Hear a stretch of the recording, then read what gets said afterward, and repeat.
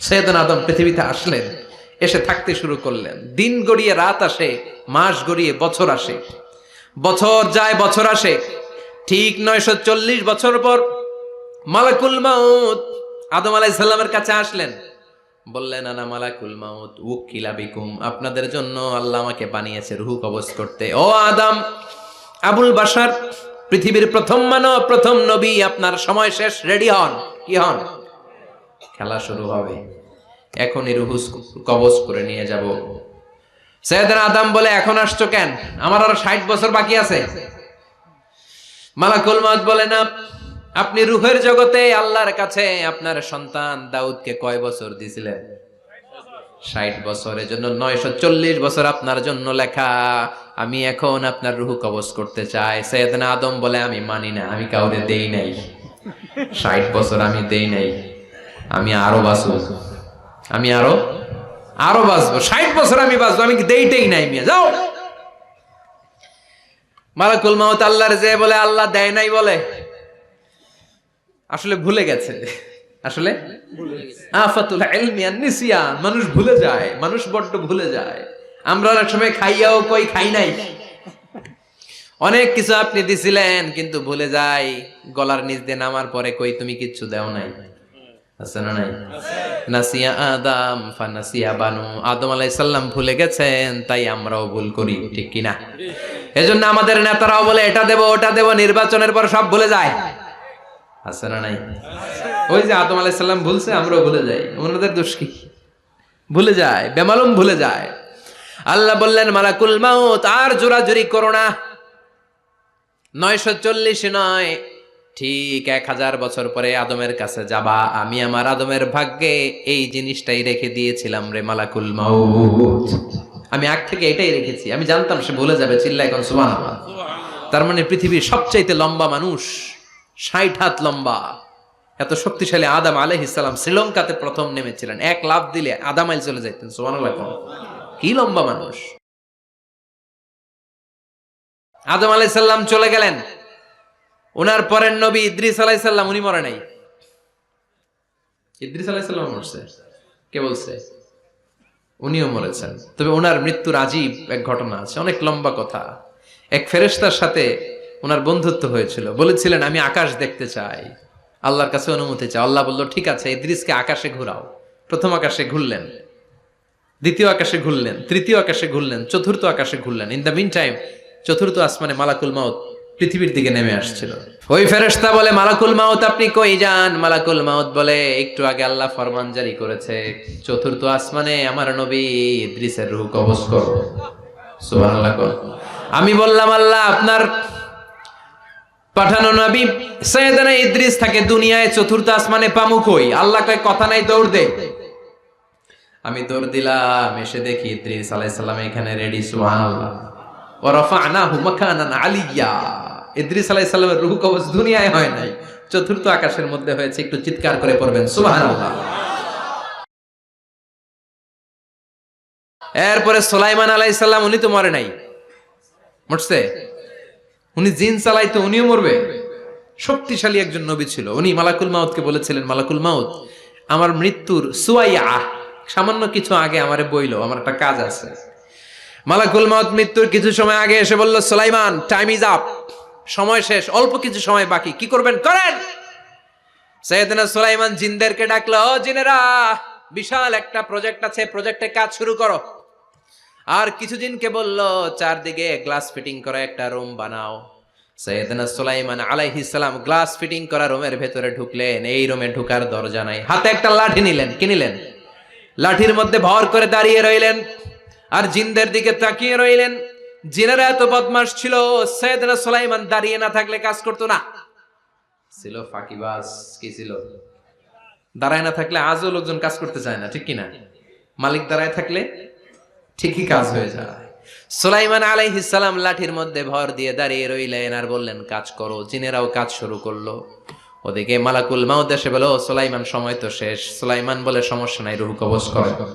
উনি লাঠির মধ্যে ভর দিয়ে দাঁড়িয়ে রইলেন। গ্লাস ফিটিং করা রুমের ভিতরে কোরআন সাক্ষী।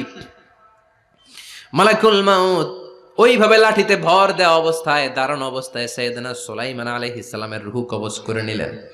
উনি এমন ভাবে দাঁড়িয়েছেন, রূহ চলে গেল, লাশ হয়ে দাঁড়িয়ে রইলেন। লাঠির মধ্যে দাঁড়িয়ে আছেন, জমিনের মধ্যে লুটিয়ে পড়ে নাই। সুবহানাল্লাহ। জিনগুলো দূর থেকে ভাবলো বস তো দাঁড়ায় আছে। কে দাঁড়ায় আছে? জিনেরা মনে করছে বস দাঁড়ায় আছে, কাজ করতেই হবে। করতে করতে পুরা প্রজেক্টের কাজ শেষ। ইন দ্য মিন টাইম ঝিঝি পোকা, উই পোকা, যেই পোকা কাঠ খেয়ে ফেলে, এই কাঠ খাওয়ার পোকা সুলাইমান আলাইহিস সালাম লাঠির ভেতরে ঢুকে লাঠিও খেয়ে ফেলেছে। সাইয়েদনা সুলাইমান আলাইহিস সালাম ধপাস করে জমিনে পড়েছে। আর জিনেরা কয় হায় হায়, খালি খালি কাম করছে এতদিন। সুবহানাল্লাহ কইবেন না? সুলাইমান আলাইহিস সালাম বাঁচতে পারে নাই, চলে গেলেন। মুসা আলাইহিস সালাম মরছে? উনি মরবে কেন? উনি তো খালি মারে। মরছে? এক থাপ্পড়ে ফেরাউনের বাবুর্চি নাই। মুখের আগে হাত চলতে কয়েকজন, এর মধ্যে মুসা আলাইহিস সালাম আছে না নাই? মালাকুল মাউত মানুষের আকৃতিতে অনুমতি না নিয়ে ঘরের ভেতরে ঢুকে গেল।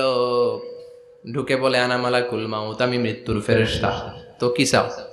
জিতু আন আকবাদা রূহাক, আপনার রূহ কবজ করতে আসছি। কিন্তু মুসা আলাইহিস সালাম দেখতেছেন দিব্যি একজন মানুষ, কি দেখে? আবার সালাম দেয় নাই, অনুমতি নিয়েও ঢুকে নাই। অমিয়া অনুমতি নিয়ে ঘরে ঢোকার দরকার আছে না নাই? মুসা আলাইহিস সালামের মেজাজ বড় গরম। উনি বললেন কি করবি? কয় আপনারে মারবো। কয় এদিকে আয়।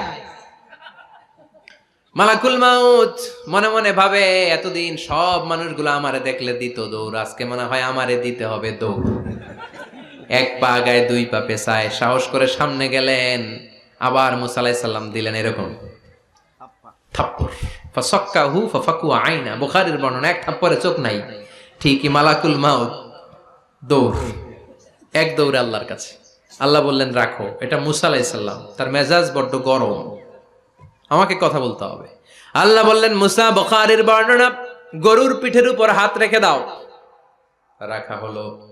তোমার হাতের নিচে গরুর যত পশম, প্রত্যেক পশমের বিনিময়ে এক এক বছর করে হায়াত বাড়িয়ে দিলাম। মুসা আলাইহিস সালাম অনেক চালাক নবী। উনি বললেন আল্লাহ, আমার হাতের নিচে যদি গরুর 2000 পশম থাকে, তার মানে 2000 বছর হায়াত বাড়িয়ে দিলেন। কিন্তু এক্সট্রা হায়াত যখন শেষ হয়ে যাবে এরপরে কি হবে? আগে ওইটা বলেন। আল্লাহ বললেন সুম্মাল মাউত, তারপরে তো মুসা মরতেই হবে, আসতেই হবে। সাইয়েদনা মুসা আলাইহিস সালাম বললেন ফাল আনা, তাহলে আর দেরির দরকার নাই, এখনই আমি আপনার কাছে চলে যেতে চাই। মালাকুল মাউত মুসা আলাইহিস সালামের রূহ নিয়ে উড়াল দিলেন। সুবহানাল্লাহ। বাঁচতে পারছে?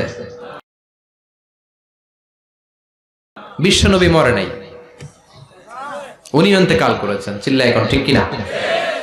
ইন্তেকালের আগে বিশ্বনবী প্রচন্ড অসুস্থ হলেন।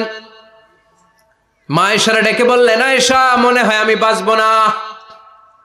ওই যে খায়বার বিজয়ের দিন, খায়বার দুর্গ বিজয় করার পরে এক ইহুদি মহিলা আমার দাওয়াত দিয়েছিল। ওই দাওয়াত খেতে যাওয়ার পরে গোশতের মধ্যে বিষ মাখানো হয়েছিল রে আয়েশা। ওই বিষ মাখানো খাসির গোশত খেয়ে যে ব্যথা আমার পেটে উঠেছিল, আজ আবার সেই ব্যথা উঠেছে। বিশ্ব নবী ওই বিষ খাওয়ানো গোশতের কারণে ইন্তেকাল করেছেন। তার মানে বিশ্ব নবী শাহীদ। জামা আল্লাহু বাইনা নবুওয়া ওয়া শাহাদা, আল্লাহ বিশ্ব নবীকে শুধু নবী বানায় নাই, শহীদ হিসেবে কবুল করেছে। সুবহানাল্লাহ কইবেন না? প্রচন্ড অসুস্থ, উনি ছাড়া মসজিদে নববীতে কেউ ইমামতি করার সাহস পায় না। বিশ্বনবী বললেন আবু বকর তুমি যাও, আবু বকরও যায় না। বিশ্বনবী বললেন পানি আনো। বিশ্বনবী পানি দিয়ে ওযু করলেন। ওযু করে কয়েকজন সাহাবীকে ধরে উঠতে চাইলেন, আবার ধপাস করে বেহুশ হয়ে পড়ে যায়। বিশ্বনবী উঠতে পারে না। আবার বললেন ঠান্ডা পানি আনো। পানির ভেতরে বিশ্বনবী 2 হাত ঢুকিয়ে দিয়ে ঠান্ডা ভিজা হাত দিয়ে চেহারার মধ্যে মাসে করলেন আর বললেন ইন্নালিল মাউতিলা সাকারাত, হায়রে মৃত্যুর কি যন্ত্রণা, হায়রে মৃত্যুর যে কি কষ্ট। ও মিয়া, বিশ্বনবী যদি মৃত্যুর কষ্টে কাতরায়, আমাদের অবস্থা কি? আমাদের নসিবে কি আছে? আল্লাহ তুমি বাঁচাও, পড়ে না আমিন। বিশ্বনবী কাঁদছেন, সাহাবারা একের পর এক দেখতে আসে, কান্নার রোল পড়ে গেল চারদিকে। বিশ্বনবীর কলিজার টুকরা নয়নের পুটুলি সাইয়্যিদাতুনা ফাতিমা বিশ্বনবীর কান্না সহ্য করতে পারে না। বিশ্বনবীকে ধরে ফাতিমা, সাইয়্যিদাতুনা ফাতিমা বিলাপ করা শুরু করে দিলেন, চিৎকার দিয়ে কান্নাকাটি শুরু করে দিলেন আর বললেন ওয়া কুরবা আবা, ওয়া কুরবা আবা, হায় হায় আমার বাবার কি কষ্ট, আহা আমার বাবার কি কষ্ট হচ্ছে। বিশ্বনবী বললেন ফাতেমা তুমি কেঁদো না, আমার কষ্ট আজকের পরে আর থাকবে না। আজকে তোর বাবার সব কষ্ট বন্ধ হয়ে যাবে। কি যেন কানে কানে বললেন, ফাতেমা আরো কেঁদে দিল। আবার কানে কানে কি যেন বললেন, ফাতেমা হেসে দিল। বিশ্বনবীর ইন্তেকালের অনেক পর মা আয়েশার কাছে ফাতেমা বললেন, আমি যখন প্রথমে কেঁদেছিলাম আব্বা বলেছিল আমি আর বাঁচব না রে ফাতেমা। আবার কানে কানে একটা কথা বলার পরে হেসেছিলাম, আব্বা বলেছিল আমার পরে আমার পরিবার বর্গের মধ্য থেকে সর্বপ্রথম তোমার সাথে আমার দেখা হয়ে যাবে রে ফাতেমা। অল্প কয়েক মাসের ব্যবধানে সাইয়েদাতুনা ফাতেমা উনিও ইন্তেকাল করলেন। বিশ্বনবী শোয়া থেকে উঠতে পারে না। এক সাহাবীকে দেখলেন মেসওয়াক করছে। বিশ্বনবী মেসওয়াকের দিকে তাকিয়ে রইলেন। বিশ্বনবীর নিথর দেহটা পড়ে আছে। আয়েশারা যে বলবে আয়েশা মেসওয়াক দাও, বলতে পারে না। মা আয়েশা বুঝতে পেরে মেসওয়াক আনলেন, বিশ্বনবীকে মেসওয়াক করিয়ে দিলেন। এবার বিশ্বনবী বললেন, ও আবু বকর শোনো, আল্লাহ আমাকে অপশন দিয়েছে। কি দিয়েছে? আল্লাহ বলেছে নবী আজীবন থাকতে চাইলে থাকেন, আর আসতে চাইলে চলে আসেন। আমি থাকতে না চেয়ে আল্লাহর কাছে চলে যাওয়ার ইচ্ছা করলাম। সাইয়েদনা আবু বকর কান্না জুড়ে দিলেন।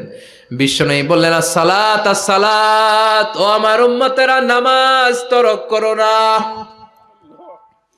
ইন্তেকালের আগে বললেন নামাজ ছেড়ে দিও না। আর বললেন ওয়ামা মালাকাত আইমানুকুম, তোমাদের অধীনস্থ কর্মচারীদের সাথে খারাপ আচরণ করো না। ঘাম শুকানোর আগে পয়সা দিয়ে দিও। আর হাত দুটো উঁচু করে বললেন আল্লাহুম্মা ইলার রাফিকিল আলা, ও আল্লাহ আমি আপনার কাছে যেতে চাই। এই কথাটা বলে বিশ্বনবীর হাত দুইটা ধপাস করে জমিনে পড়ে গেল। বিশ্বনবীও চলে গেলেন। থাকতে পেরেছে কেউ? চিল্লায় বলেন। এজন্য আমরা আল্লাহর কাছে ইমানই মৃত্যু চাই। কি মৃত্যু? আমরা উত্তম মৃত্যু চাই। চিল্লায় বলেন কি মৃত্যু? এজন্য মরণের আগে ইমান নিয়ে মরার দরকার আছে না নাই? নিয়মিত ইউটিউব ভিডিও দেখতে সাবস্ক্রাইব করুন। নতুন নতুন ভিডিও পেতে ঘন্টা বাটনটি চাপুন।